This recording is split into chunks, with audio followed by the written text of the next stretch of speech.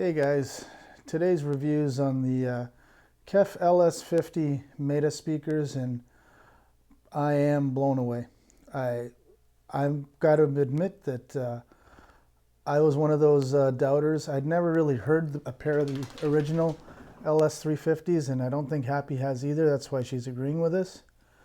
But I got to admit, I always thought these things were wife approval factor only, which is when I went to go pick them up from my friend who who's lending them to me for a couple of weeks. These for a little bit, and out of the box, I basically lined them straight out into the room, kept them equidistant with my listening position, and I couldn't think of an easier pair of speakers to set up. I haven't tried towing them in.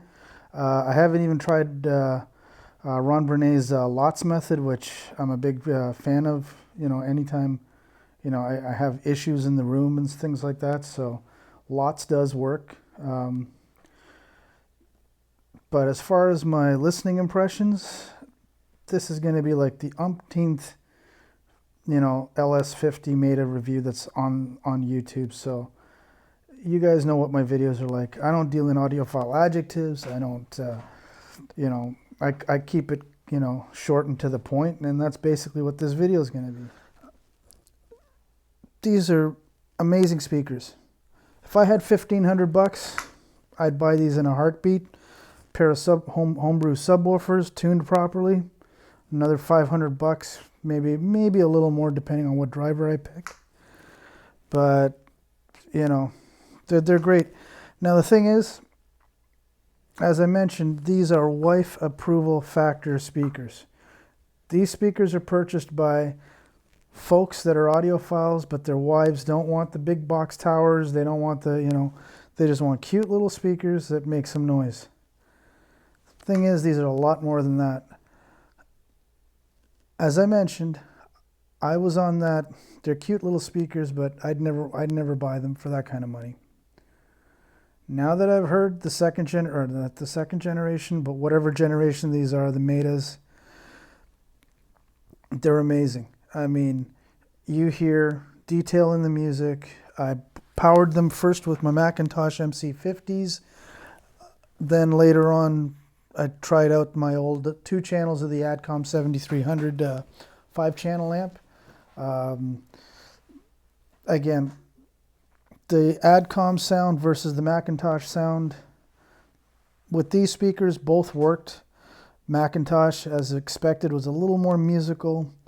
The Adcom just kind of brought everything to the party, from super sweet highs to very detailed mid-range, lower mid-bass, it was all there. Whereas with the Macintosh, it was a little bit on the warmer side, but a little more pleasing to the ears, and I'll be honest there. Overall, though, anybody who buys a pair of these will not be disappointed. What more can I say? You guys have seen all the LS50 Meta videos that are out there. There's no use in me regurgitating the same old audiophile adjectives, as I mentioned. Short and sweet and to the point. You know, I wouldn't kick these things out of bed, you know. And of course, the scary factor was when I went to go pick these up for my friend. I'm like, what? Those are nice looking speakers. And that's when, as soon as your wife says they're nice looking, you're now in trouble. Would I compare the popularity of the LS50s in the last 8 years to the Bose 901s? Of course I would, right? These are an icon in the audiophile world, as are the Bose 901s. Yeah, I said that. Kiss my brown ass. But they are. I mean, you've seen these in the magazines, you've seen these in the reviews, all over YouTube, and what can I tell you? When I turn these on, I'm listening to music. I'm not listening to the speakers, so to speak.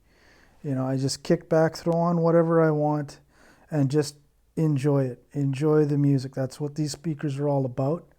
You know, you're not going to get kick-ass bass out of them. I mean, they're only rated down to 47 hertz. And I had some fun with them, though. The first night I tried them out, played some of my favorite bass test tracks, 6 minutes, 20 seconds into Firth the Fifth, 200 gram Quiet's vinyl. The bass, when the bass pedals kick in, it shakes the room on a pair of towers.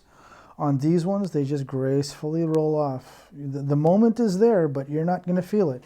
You may hear a little bit of it, but you're not going to feel it. Tarkus Mobile Fidelity Sound Labs 200 gram vinyl, same thing. The bass notes are there. You know when they come in. You're just not going to feel them. You'll hear them and you'll know that they're there, but you're not going to feel anything. Again, that's what properly integrated subwoofers will do to these. They'll just kick them up a notch. And talk about a solid cabinet, man. I mean, I've had some solid cabinets, you know, in my time, but nothing like this. Again, you guys can go on YouTube. You guys can Google all the technical stuff on these guys. You know, I don't know what else to tell you guys. If you can afford a pair, you won't be returning them. I don't think you will. I mean, if I could afford these, they'd be staying in here permanently. One thing I will be trying, and I hope, it's kind of in the back of my mind, is I've got a second pair of KEF 105.3s with the 4 working woofers. What I might try to do is bring them in because they're black cabinets and see how the bass section of those speakers integrates with this guy. You know, it'd be kind of cool to, you know, have old versus new kind of thing. Would I give up my 105.3s, the ones that are completely built, you know, the ones that the purists are hating me for right now? Hell no.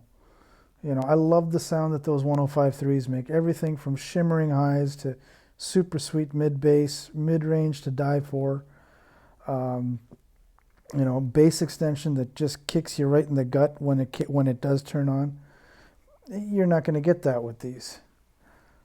You know, what you will get is a very musical presentation. The other thing I will probably try is do a side-by-side comparison of the top section of my 105.3s against how these guys are voiced. I remember when I had the original 105.3s with the Uniq drivers intact, the one speaker that had the factory coax in it, it had that polite British warm sound to it. That's what my feeling of the treble extension on these guys are. A warm British feel that doesn't kick you in the head, but it just, you know it's there.